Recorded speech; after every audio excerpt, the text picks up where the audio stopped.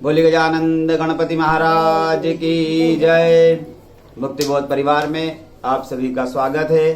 Channel को like comment share अवश्य करें। चलिए अपने विषय वस्तु पर आगे बढ़ते हैं। 11 की कथा।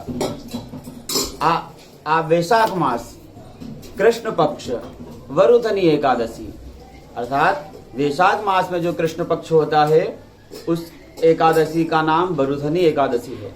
और इसका जो सागार है, इसका जो फरियाल है वो खरबूजे का है। हमें खरबूजे का फलहार भगवान को भोग लगाना चाहिए और करना चाहिए। पांडुनंदन युधिष्ठिर ने कहा, हे भगवान, वैशाख माह के कृष्ण पक्ष की एकादशी का क्या नाम है, क्या महत्व है और उसका फल क्या होता है, कृपया करके आप बताएं। तब भगवान ने कहा, हे कुंती नंदन, वैशाख माह के कृष्ण पक्ष की एकादशी का नाम वरुथनी है। इससे मनुष्य के समस्त पाप नष्ट हो जाते हैं, सौभाग्य की प्राप्ति होती है। और यदि किसी स्त्री व्रत को अभागिनी स्त्री हो तो उसे सौभाग्य की प्राप्ति होती है।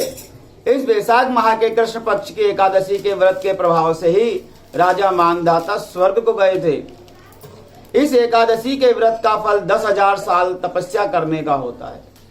जो व्यक्ति 10,000 साल तपस्या करे वह फल केवल वरुथनी एकादशी को करने का, वैशाख मास के कृष्ण पक्ष की एकादशी का यदि व्रत कर ले तो वो 10,000 साल की तपस्या का फल उसे मिलता है।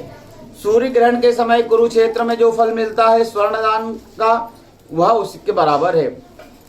शास्त्रों में कहा गया है कि वरुथनी एकादशी के व्रत के प्रभाव से मनुष्य इस लोक में सुख भोग कर भक्ति तथा प्राप्त कर इस स्वर्ग में मुक्ति को प्राप्त कर लेता है।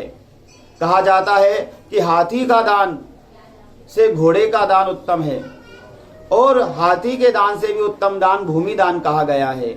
और भूमि दान से भी अधिक उत्तम तिल का दान है और तिल दान से भी अधिक उत्तम सोने का दान है, स्वर्ण का दान है।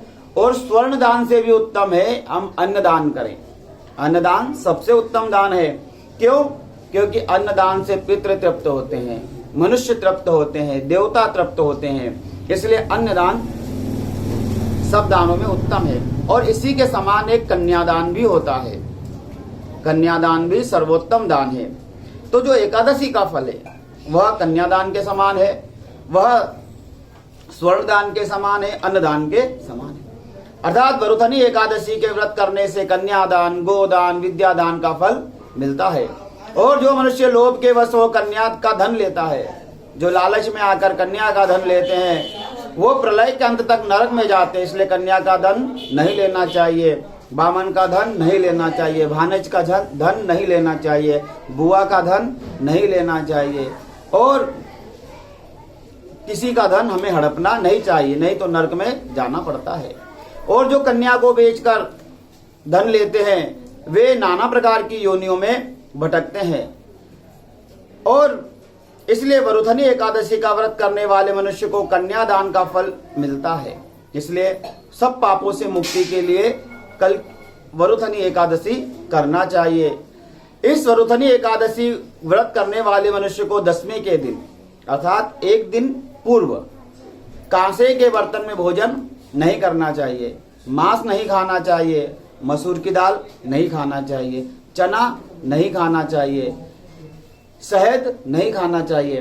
किसी दूसरे के यहाँ 10वीं के दिन भी भोजन नहीं करना चाहिए। 11-12 के दिन तो करना ही नहीं चाहिए, पर एक दिन पहले और एक दिन बाद भी हमें किसी दूसरे के यहाँ भोजन नहीं करना चाहिए। मैथुन आदि कर्म भी नहीं करना चाहिए। एकादशी के दिन, अब 11 के दिन जुआ नहीं खेलना चाहिए, शयन नहीं करना चाहिए, पान नहीं खाना चाहिए। जो पान खाते हैं, सुपारी खा लेते हैं, वो नहीं खाना चाहिए। ब्रश नहीं करना चाहिए, पराई निंदा चुगली बुराई नहीं करना चाहिए। जो मनुष्य पापी है, जो अश्रद्धा है, जो पूजा पाठ नहीं करते, उनसे दूर रहना चाहिए। क्रोध नहीं करना चाहिए। द्वादशी के दिन कांसे के पात्र में भोजन, मांस, मसूर, शहद, मिथ्या भाषण, व्यायाम, परिश्रम, दो बार भोजन भी नहीं करना चाहिए। हजामत, बाल नहीं बनवाना चाहिए, तेल नहीं लगाना चाहिए। इन बातों का ध्यान ग्यारस के दिन भी रखना चाहिए। हे राजन, इस वरुधनी एकादशी का व्रत जो मनुष्य विधि पूर्वक करते हैं उनको स्वर्ग लोक प्राप्त होता है। अतः मनुष्य को सदैव पापों से डरना चाहिए तथा जिस मनुष्य को यमराज से भय लगता है, जिसको मौत से भय लगता है, उसे वैशाख मास के कृष्ण पक्ष की एकादशी अवश्य करना चाहिए और खरबूजे का सागार लेना चाहिए। और व्रत के दूसरे दिन ऐसा नहीं कि उठे और उपास खोल लेना, नहीं, भगवान की पूजा पाठ करे, सीधा दान करे और उसके बाद पारणा करे। इस प्रकार हमें एकादशी का व्रत करना चाहिए। बोले गोपाल कृष्ण भगवान की जय।